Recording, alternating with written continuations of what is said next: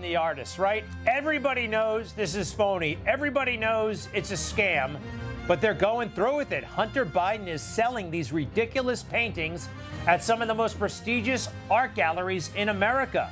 Last night here in New York City, Hunter Biden arrived at his own art show with his family, and he's actually going through with it. It's amazing. The New York Post is really on to him. Take a look at this headline. Welcome to New York.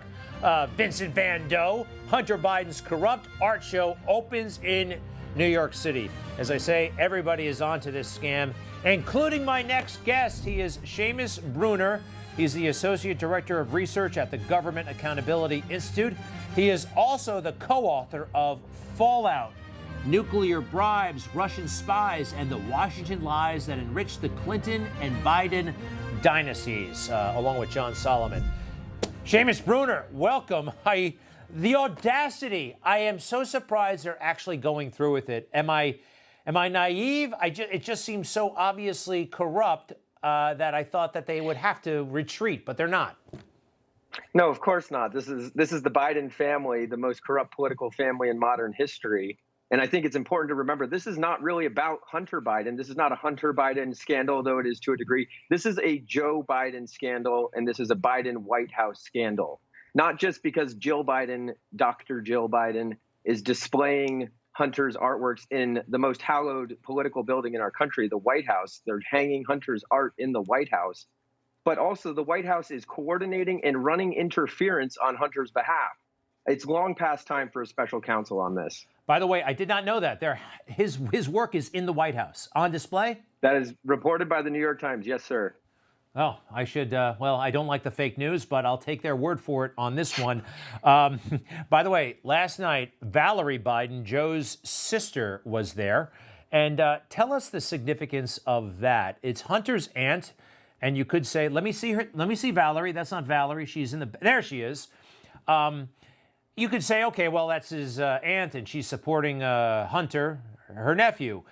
But she's been a key player when it comes to Biden family money. Can you explain that?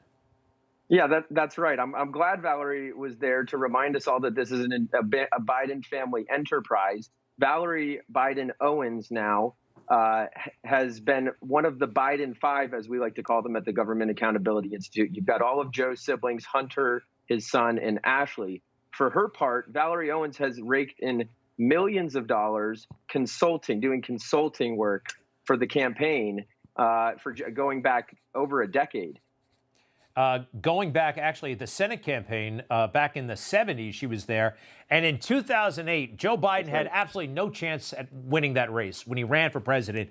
They got something like $2.5 million, she and her husband. It is right there. It's unbelievable. Now, the White House, remember that time they were insisting this is all going to be somehow private and Hunter would have no idea who was buying the artwork. Here's Jen Psaki actually saying that and introducing us to a new art term. Take a look. I'd refer you to the gallerist for questions about the event. We've spoken to the specifics, what the gallerist has agreed to, and what recommendations were made. I've done that several times. I've pointed to the gallerist on specifics of the restrictions that were put in place. We were very transparent about what recommendations were made to the gallerist, and I would again point to them or the many times I've spoken about that from here. All right. The gallerist. Well, initially we heard that the gallerist was going to somehow keep it all to the gallerist. Hunter wouldn't know, Joe wouldn't know, no one would know. But if Hunter is there and Valerie Biden is there, obviously they know who's buying, and they can obviously keep in touch. And if that person wants to see the president someday, I have a feeling that could happen pretty easily. Yeah, absolutely. This is so Orwellian. Transparency, is opacity, really, here. War is peace. This is par for the course for the Bidens and the Biden White House. At first, they deny, and then they lie and lie and lie. They did this with the Burisma scandal. They did this with the Bohai Harvest scandal. They said there's nothing to see here. We've been nothing but ethical and transparent.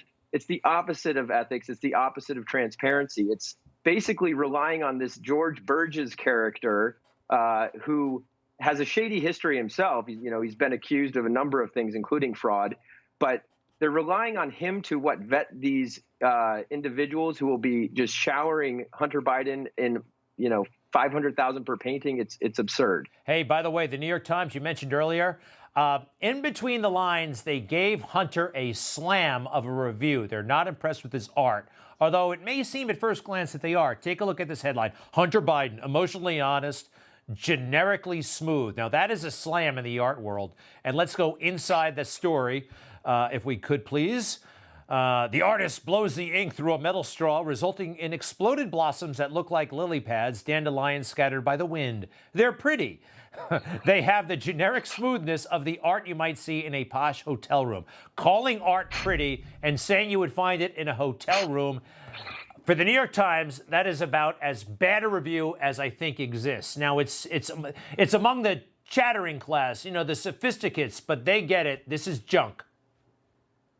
Yeah, absolutely. And it's not just, conservatives and opponents of the Biden White House who are criticizing this. Of course, you've got the Obama ethics czar, but you also have reliable Democrats like Glenn Kessler at the Washington Post calling this absolutely corrupt arrangement for what it is. But they're not beating the drum. Seamus, they're not beating the drum. Correct. They just write it and they say, oh, you see, I wrote it, but they're not pounding away.